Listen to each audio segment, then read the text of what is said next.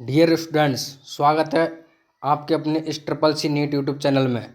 आशा करता हूँ आप सभी ठीक होंगे। आज इस क्लास में हम लेके आए हैं एनिमल किंगडम्स के एमसीक्यू, यानी कि प्रीवियस क्वेश्चन ईयर है ना उनको। तो आज की क्लास में हम करेंगे यानी कि एक चैप्टर यानी एनिमल किंगडम के सारे क्वेश्चन, जो कि नीट 2025 के लिए बहुत ही महत्वपूर्ण टॉपिक है और जो शानदार, और इस एग्ज़ाम से काफ़ी क्वेश्चन भी आने की आशंका होती है। तो हम शुरू करते हैं। पहला क्वेश्चन, निम्नलिखित में से कौन सा प्राणी द्विपार्श्व सममिति के साथ सत्य गुहा का है? ऑप्शन ए बैस Echinodermata, option B Aschelminthes, option C Platyhelminthes, option D Annelida. तो इसमें आएगा हमारा यानी कि जो पार्श्व सम्मति होती है ना उनके सत्य गुहा यानी कि सीलोम होती है उनके लिए, तो इसमें आएगा हमारा ऑप्शन डी एनेलिडा ऑप्शन। अब अगला क्वेश्चन, निम्नलिखित में से एक प्रकार के प्राणी त्रिजनीय स्तरीय होते हैं, यानी कि कौन से हैं जो तीन स्तर की जननी स्तरीय यानी कि तीन लेयर पाई जाती हैं उनमें। तो उनमें पहला ऑप्शन है स्पंज, दूसरा ऑप्शन है टीनोफोरा, या सी प्रवाल, या फिर डी चपटे कृमि यानी कि हमारा ऑप्शन में आएगा चपटे कृमि, जो प्लेट इनको क्या प्लेटी हेलमंथीज के नाम से भी जानते हैं। यानी कि इनमें तीन स्तर यानी एक्टोडर्म, एक्टो, मीजो और एंडो, इनमें तीनों ही प्रकार के ये डर्म्स पाए जाते हैं। इन्हें क्या प्लेट ये कोर्डेटा में आती हैं, कोर्डेटा समूह में। तो हमारा ऑप्शन होगा इसका चपटे कृमि, ऑप्शन डी। अगला क्वेश्चन देखते हैं हमारा कौन सा है, निम्नलिखित में से किसी एक वर्ग के प्राणी द्विपार्श्व सममिति एवं त्रिजनीय स्तरीय होते हैं। अभी हमने बताया कौन सा है, यानी कि प्लेटे हेलमंथीज के बारे में बताया, तो उसमें कौन सा आएगा? तो स्पंज सिलेटेंटा या नीडेरिया, ऑप्शन सी एस्के हेलमंथीज या गोलकृमि या टीनोफोरा। तो हमारा है एस्के हेलमंथीज। एस्के हेलमंथीजों का जो शरीर होता है द्विपार्श्व सममिति या त्रिस्तरीय होता है। तो इनमें क्या ये जलीय स्वतंत्र जीवी होते हैं, यानी परजीवी के रूप में पाए जाते हैं। इनमें भी एक्टोडर्म, मेसोडर्म और एंडोडर्म पाई जाती है। तो हमारा ऑप्शन आएगा सी, यानी एस्के हेलमंथीज यानी गोलकृमि। अगला क्वेश्चन है हमारा, दिए गए कुछ विशिष्ट प्राणियों के विषय में निम्नलिखित में से कौन सा कथन सही है? ए मोलस्का गुहा, या डी कीट कूट गुहे के, या चपटे कृमि यानी प्लेटी हेलमंथीज, या गोल कृमि एस्के हेलमंथीज।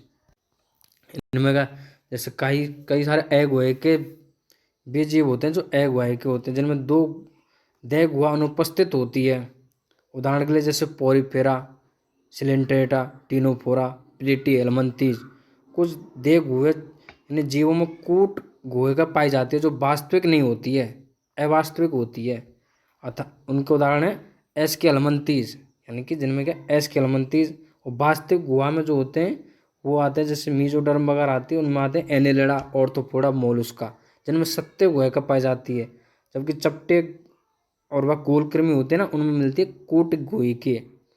तो हमें इसमें ऑप्शन आएगा हमारा गोल, यानी कि गोलकृमि, ऑप्शन डी गोलकृमि, ऑप्शन डी। अगला हमारा अगला क्वेश्चन हमारा, विखंडनी यानी खंडी भवन किनकी विशिष्टता है? ये खंडी भवन जो होते हैं किनकी विशेषता है, किस जीवों की?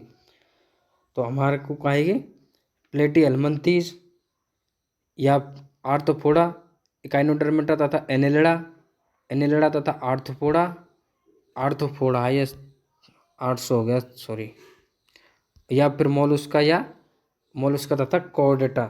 तो हमारे के क्या आएगा, विखंडी वाले होते हैं ना, विखंडन तीन उच्च स्तर के होते हैं जो जैसे एनेलिडा, आर्थ्रोपोडा व कॉर्डेटा में पाए जाते हैं ये वाली चीज़ें। तो प्रत्येक खंड सोमाइट या फिर मेटामियर कहलाता है। इनमें जो होता है ना प्रत्येक खंड, उन्हें क्या कहते हैं? सोमाइट या फिर मेटामियर। तो इनमें हमारा ऑप्शन आएगा सी एनेलिडा या आर्थ्रोपोडा। इनमें क्या अगर इसमें क्या है एनेलिडा, आर्थ्रोपोडा और कोर्डेटा, लेकिन कोर्डेटा के साथ मोलस्का है ना, तो इसलिए ये गलत हो गया मोलस्का। इनमें आता है एनिलिडा, आर्थ्रोपोडा और कोर्डेटा, लेकिन हमारा ऑप्शन है सी, एनिलिडा व आर्थ्रोपोडा। अगला क्वेश्चन है हमारा, कोश का ऊतक देह संगठन चारित्रिक गुण है, यानी कि जो चारित्रिक गुण है ना उसके बारे में हमें बताना है। ऑप्शन ए तारामीन, option B hydra, option C यकृत कृमिक, ऑप्शन डी स्पंज। तो ऑप्शन आएगा हमारा हाइड्रा, यानी हाइड्रा जो होते हैं ना उनमें स्पंज, तो हमारा ऑप्शन आएगा बी हाइड्रा, क्योंकि स्पंज जो होते हैं उनमें मिलते हैं कौनली कोशिका यानी कि सेल, और जो हमारे ये ऊतक होते हैं प्लेटी हेलमिंथेस होते हैं उनमें मिलते हैं ओनली टिश्यू वाले। तो हाइड्रा में क्या ये दोनों ही पाए जाते हैं, टिश्यू और सेल वाले, इसलिए हमारा ऑप्शन हो गया बी। अगला क्वेश्चन है हमारा, प्रेगुआ किन के बीच में पाई जाती है, यानी कि जो प्रेगुआ ना वह सीलोम वो किन के बीच में पाई जाती है। ये क्या शरीर भित्ति और एक्टोडर्म, एक्टोडर्म और एंडोडर्म, मीजोडर्म एवं शरीर भित्ति यानी एंडोडर्म, या फिर मीजोडर्म या एक्टोडर्म, यानी कि हमारे जो मिलते हैं ना वो उसमें। तो हमारा शरीर भित्ति होती है एक, या फिर एक्टोडर्म, एक्टोडर्म होती है ऊपर, उसके नीचे मीजोडर्म, उसके नीचे एंडोडर्म यानी जो अंदर होती है वो, तो उसके ऊपर भी होती है हमारी शरीर भित्ति। तो हमारे एंडोडर्म और मीजोडर्म में ना, ये एंडो और मीजो इनके जो बीच में पाई जाती है, तो उसमें क्या यहाँ होती है शरीर यानी कि बॉडी भित्ति। तो हमारा ऑप्शन आएगा मीजोडर्म तथा शरीर भित्ति यानी एंडोडर्म।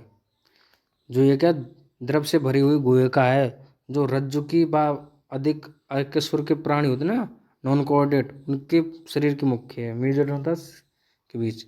अगला क्वेश्चन हमारा, निम्न में से किस जीव में लंबी अस्थि खोखली व बातिल होती हैं। Option A Hemidactylus, option B ऑर्थिनियोकिंग्स, या option C Macropus, option D Neophron. तो हमारा आएगा न्यूफ्रॉन, जो जिन्हें क्या कहते हैं हम गिद्ध, गिद्ध भी कहते हैं, यानी ये किस में आते हैं एबीज, यानी एबीज जो होते हैं उनमें पक्षियों आते हैं, पक्षियों में कैसी हड्डियाँ मिलती हैं खोखली, जो जिसकी वजह से क्या वो उड़ सकें, उनमें क्या खोखली वजन नहीं होता, तो आप आसमान में उड़ेंगे हवा में तो ताकि उनमें वजन ना हो तो गिर ना जाए, इसलिए उनकी हड्डियाँ मिलती हैं खोखली, उन्हें क्या कहते हैं न्यूफ्रॉन, जो गिद्ध होते हैं। अगला क्वेश्चन है हमारा, द्विपार्श्व सममिति तथा अगुआ के जंतुओं के उदाहरण किन संघ में आते हैं। तो option A Platyhelminthes, option B Annelida, option C Aschelminthes, option D Ctenophora. तो हमें बताना है इसमें कौन सा है। तो जो चपटे कृमि होते हैं ना प्लेटी हेलमिंथेस, उनमें द्विपार्श्व सममिति और अगुआ त्रिकोरिक होती है, अभी पता ना प्रेगोइकी और वो, तो उनका शरीर कैसा होता है द्विपार्श्व सममिति यानी अंग स्तर व शरीर संगठन होता है। तो हमारा ऑप्शन आएगा ऑप्शन ए प्लेटी हेलमिंथेस। अगला क्वेश्चन, निम्नलिखित में से जंतुओं में से कौन से जंतु कायांतरण नहीं करते हैं। जो कायांतरण नहीं करते ना, जैसे लार्वा का होता है, जैसे मेढक करते हैं, उनमें नहीं पाया जाता। ऑप्शन मोथ, ट्यूनिकेट्स, केंचुआ, स्टारफिश। तो कायांतरण द्वारा जो अति अपार्विक लार्वा ना, तो दो या अधिक विशिष्ट अवस्था में पाया जाता है, जो गुजरता है, जो एडल्ट बच्चा बड़ा ऐसे प्राणियाँ जिनमें कायांतरण पाया जाता है, इन्हें पूछिए कायांतरण किस में नहीं पाया जाता। तो इसमें पाया जाता है उदाहरण जैसे कि स्टारफिश, स्टारफिश होते हैं उनमें तो डेवलपमेंट का सीधा यानी प्रत्यक्ष रूप से पाया जाता है, लेकिन अर्थात के लिए कोई लार्वा होता है ना जैसे केंचुए का, उनमें केंचुए में प्रत्यक्ष होता है लेकिन उनका कोई लार्वा स्थित नहीं होता, इनमें कायांतरण नहीं पाया जाता। ऑप्शन हमारा होगा केंचुआ, ऑप्शन सी। अगला क्वेश्चन है हमारा, कशेरुकी समूह के उन जंतुओं की पहचान कीजिए जो अपने पाचन तंत्र में क्रॉप या गिजर्ड द्वारा अभिलक्षित हैं। Option A Aves, option B reptile, option C Osteichthyes, option D Amphibia. तो हमें क्या इसमें हमारा ऑप्शन आएगा इसमें ए, यानी एबीज। अभी बताया ना एबीज के बारे में, इसलिए हमारा ऑप्शन है ए। ए में क्या, इनमें क्या क्रॉप ये की पेशी होती है पाचन पथ में। अगला क्वेश्चन है हमारा, निम्नलिखित में से कौन सा जंतु समतापी नहीं है? Camelus, Macropus, कीलोन, सिटकुला। समतापी प्राणी वो होते हैं जिनके वातावरण में उपापचयी क्रियाओं के बावजूद भी उनके शरीर का तापमान स्थायी बनाए रहते हैं। समतापी वो होते हैं। उदाहरण के लिए जैसे पक्षी स्तनधारी होते हैं, लेकिन जो टर्टल यानी कीलोन होते हैं ना सरीसृप में, वो असमतापी होते हैं। जो कीलोन होते हैं ना इनमें क्या आते हैं सरीसृप, जैसे कि टर्टल वगैरह हो गए, उनके क्या आते हैं ऐसा असमतापी, जबकि समतापी तो ये सारे हैं। ऑप्शन हमारा हो गया सी। अगला क्वेश्चन है हमारा, हेमिकोडेटा कोडेटा के साथ कौन सी महत्वपूर्ण विशिष्टता की साझेदारी करते हैं? ए पृष्ठ रज्जु की अनुपस्थिति, ऑप्शन बी अधरतल नलिका तंत्र का रज्जु, ऑप्शन सी क्लोम छिद्रयुक्त ग्रसनी, ऑप्शन डी बिना क्लोम छिद्र की ग्रसनी। तो हमारा कौन सा आएगा ऑप्शन सी, यानी क्लोम छिद्र की ग्रसनी। ये क्या आते हैं कोडेटा हेमिकोडेटा के संग दोनों में क्लोम छिद्रयुक्त ग्रसनी जैसी की महत्वपूर्ण विशिष्टता है, ये के दोनों साझे करते हैं। ऑप्शन हमारा आ गया सी, क्लोम छिद्रयुक्त ग्रसनी, ये दोनों में पाई जाती है। अगला क्वेश्चन है हमारा, निम्नलिखित में से जलीय स्तनपायियों यानी स्तनधारी होते हैं ना उनके उचित समूह हैं। Option A seal, dolphin, shark, option B dolphin, seal, Trygon, option C whale, dolphin, seal, option D Trygon, whale, seal. तो हमारा ऑप्शन होगा सही C, wheel, whale, dolphin, seal, यानी कि ये जलीय स्तनधारी हैं। जलीय होती हैं और स्तनधारी भी स्तनपायी होते हैं, स्तनधारी नहीं स्तनपायी, यानी कि ये। और जबकि ट्राइगन व शार्क उपास्थल मछली हैं, ये कार्टिलेज होते हैं ना उपास्थल मछली वो। तो ऑप्शन हमारा आएगा व्हेल सी। इनमें क्या ये स्तनपायी हैं, यानी कि ये अपने बच्चों को दूध पिलाते हैं।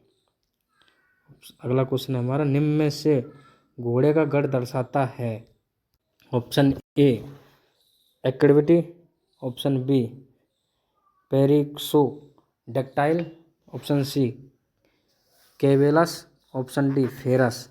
तो घोड़े का जो गढ़ होता है ना वो कौन सा था पेरिसोडेक्टाइल, यानी एक्टिविटी कुल होता है, जबकि कैवेलस उपजाति है और फेरस घोड़े की जाति, यानी कि ये तो हो गया ऑर्डर, जबकि और ये हो गया कुल यानी कि फैमिली, और ये कैवेलस हो गया सब स्पीसीज, और फेरस कौन से है गए स्पीसीज, यानी कि स्पीसीज। तो हमारा ऑप्शन इसमें गढ़ पूछा, तो गढ़ कौन सा है बी, ऑप्शन सही है। अगला क्वेश्चन है हमारा, पेरिफोरा में स्पंज गुहा कसाब कोशिकाओं द्वारा आश्रित होती है, जिन्हें क्या कहते हैं, यानी कि जिसे कहते हैं उन्हें क्या कहते हैं? तो जो पोरीफेरा में जो शरीर के मध्य एक गुहिका स्पंज गुहा होती है, मध्य में जो होती है ना शरीर के में, उसे स्पंज गुहा कहते हैं। स्पंज गुहा कसाब कोशिकाओं पर आश्रित होती है, जिन्हें हम क्या कहते हैं कोइनोसाइट, जिसे हम कहते हैं कोइनोसाइट, ऑप्शन बी। अगला क्वेश्चन है हमारा, सही कथन चुनिए। सभी सरीसृपों में कक्षीय हृदय होता है, जो रेप्टाइल्स होते हैं उनमें 3 कक्षीय हृदय होता है क्या, यानी 3 चैम्बर्स। ऑप्शन बी सभी मछलियों में क्लोम प्रतिशत से ढके होते हैं, यानी कि जिनके क्लोम है वो उनके पंखों से ढके होते हैं। ऑप्शन सी सभी स्तनधारी सजीव प्रजनक हैं, या ऑप्शन डी साइक्लोस्टोमा में जबड़े तथा युग्मित पंख नहीं पाए जाते, नहीं होते हैं। तो इसमें आएगा ऑर्थिनिरोथ्रा होता है ना, ऑर्निथीरिंक्स तथा टेक्लिग्लेसोस अंडज स्तनधारी होते हैं। वो मगरमच्छ रेप्टाइल्स वर्ग में आते हैं, जिनका हृदय क्या 4 कोष्ठीय होता है। इसमें क्या सही का चुनना है। तो उपास्थल कार्टिलेजियन मछली होती है ना, अभी जो हमने बताया, तो उनमें क्या अपवादक काइमेरा, काइमेरा के गिल्स होते हैं ना, वो अपर कोलुम द्वारा ढके होते हैं, ना कि प्रक्षेप वालों से। तो हमारा तो जो उनके अपवाद हैं वो काइमेरा के गिल्स अपर में से ढके रहते हैं, यानी कि सभी, इसमें आएगा ऑप्शन डी, सभी साइक्लोस्टोम में जबड़े तथा युग्मित पंख नहीं होते। इसमें क्या अपर क्लूम से ढके होते हैं, अपर क्लूम, ऑप्शन को ऐसा है डी। तो अगला क्वेश्चन है हमारा,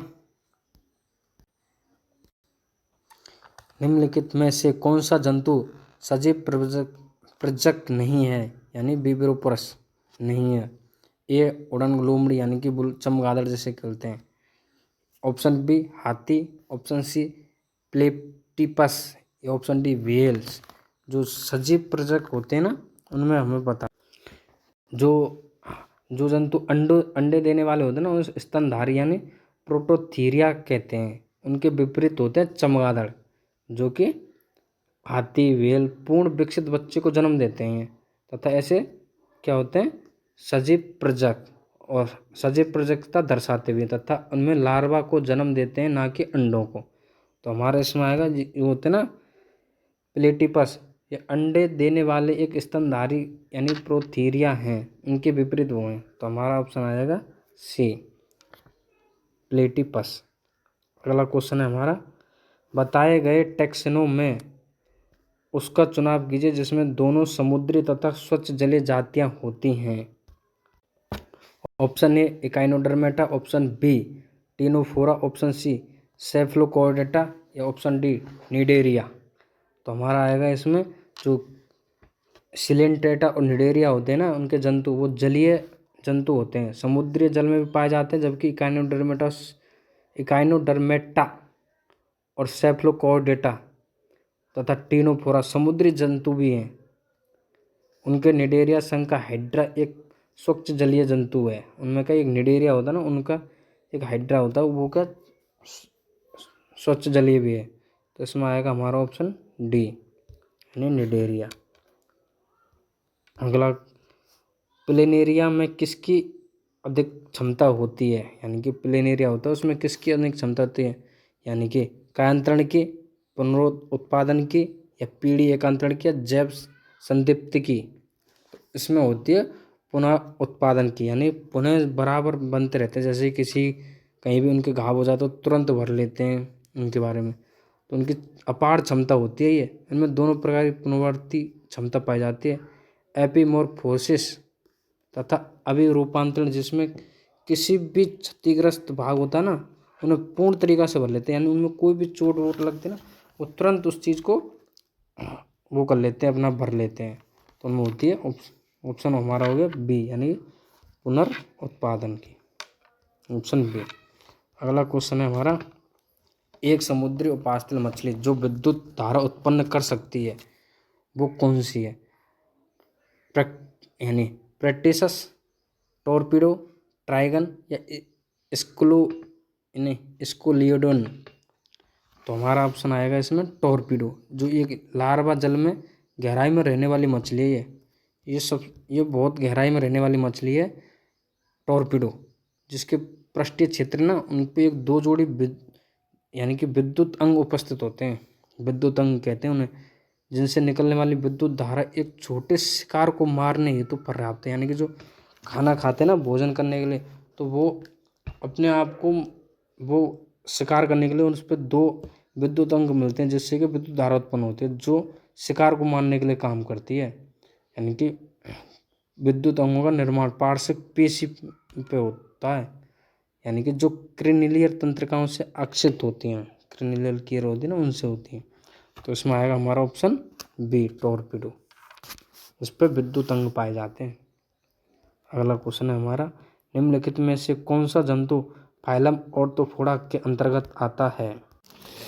option A cuttle fish, option B silver fish, option C परफरेस फिश यानी परफरेस, और या ऑप्शन डी उड़न मछली। तो हमारा यानी कि जो ऑर्थोपोडा का जो वो है ना जंतु वो कौन सा है वो पहचानना है। तो और फ्लोरा में सिल्वर फिश होते हैं, लेपिस्मा कहते हैं, यानी कि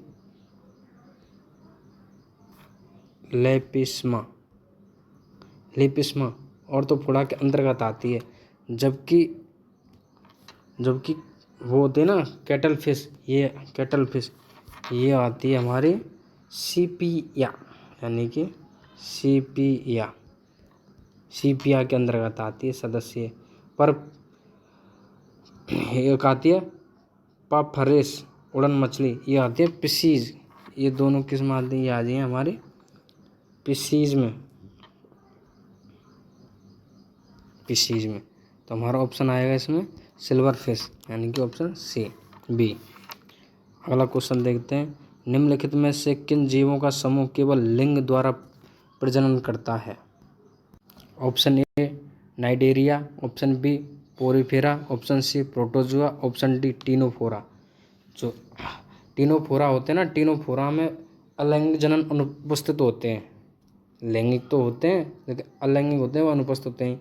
ये द्विलिंगी भी होते हैं, आमतौर पर उनमें बाह्य जनन नाइडेरिया में, अलैंगिक जनन जो मुकुलन द्वारा होता है, लैंगिक जनन मेडूसा में पाया जाता है।